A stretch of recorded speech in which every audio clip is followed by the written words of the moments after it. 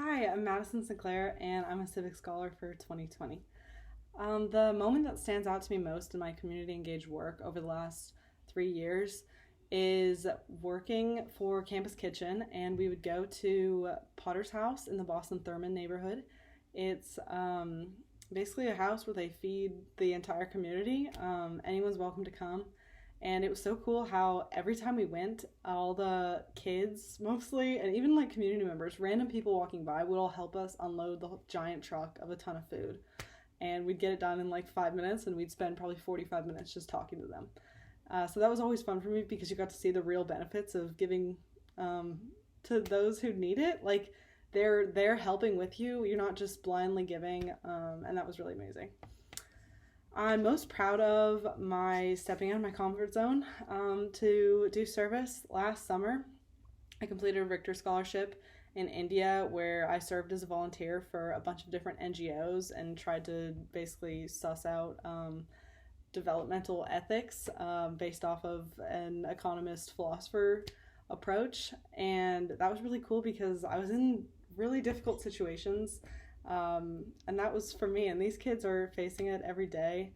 And I mean, I was definitely out of my comfort zone, so that was really cool because I got to do something that I probably never would have been able to do at home. And I'm really proud of how far I went and what I went through to give to those who needed me. My mentors and advisors were incredibly important to the work that I did at Wake Forest. They really could not have been more helpful. One really good benefit of all my mentors was they kept me mindful in my service, so I didn't complete service without knowing exactly what I was doing. For example, Dr. Lee of the philosophy department, he was my mentor on this Richter scholarship, and he was making me research the impact of the small actions I would do. Like, I'm going to go to an NGO for a week, and what impact is that going to make beyond me just getting a week's worth of research done? So that was really cool. Avery Thrush and Alice Romanov and Jessica Wu, who graduated last year, they were all really instrumental.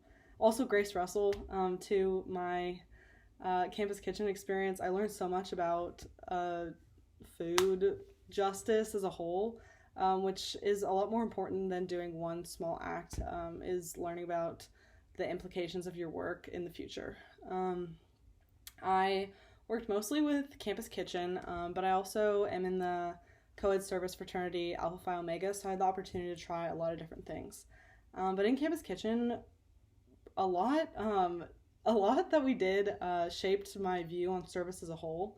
In our weekly meetings, we didn't just talk about logistics of delivering meals. We would talk about wider problems, like how Winston-Salem is one of the biggest food deserts in the country. I think it's 16th largest, and what we can be doing outside of meals to help. So it's one thing just going there and delivering food, which is great, but it's a whole nother thing to think about the impact that what you're doing makes beyond just that 1 hour of giving food.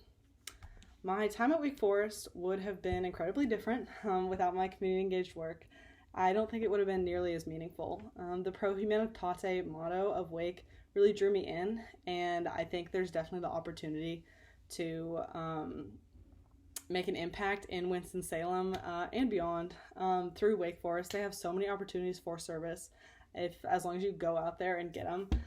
That was really cool for me. So it was cool how many different opportunities they had too. Like, everyone kind of finds their niche, so that was really great. And I don't know what my experience at Wake would have been without it. A lot more boring. And then my community engaged work has shaped my academic and career interests a lot. So I'm a politics and philosophy student, and I grew really interested in what we can be doing to further Amartya Sen's capability approach. So the capability approach basically says that the best thing to do to help people is whatever increases their long-term capabilities. So an example is like, instead of just donating one meal, you can give them education because that's going to better increase their long-term capabilities. So I want to carry this philosophy all my life. I really tried to think about what the meaning of that was in all that I did at Wake Forest. For example, in Campus Kitchen, we were just sometimes just giving meals, but we'd also do like nutrition services and explain to people like the greater impact of just giving food, like in the Boston Thurman neighborhood, and how privileged we are to be at Wake Forest. I really want to put the capabilities of others over paternalism. So that grew really important to me. And I think in my career interests down the road, I really want to do something that gives back, but is not just paternalistic, rather something that works with the community. And if I could offer one piece of advice to younger students, it would be that to try a few things. I think that's easier said than done, but I would challenge younger students to just try maybe 3 service events if they're interested in service to find out what really speaks to them. I tried a few for sure, and it was interesting how some people really loved ones that I just didn't feel that great about, and I really loved ones that other people didn't feel that great about. So, for example, I went to Wake Saturdays, and that was fun, but I didn't get the same meaning that I got from Campus Kitchen, and I think it's really cool to find your service home in a different spot at Wake. There's so many opportunities. I was able to try so many through Alpha Phi Omega, but I know there's many ways to get involved. So I think if you're not trying a lot of different things, I think it's definitely possible. You just have to kind of step out of your comfort zone and explore.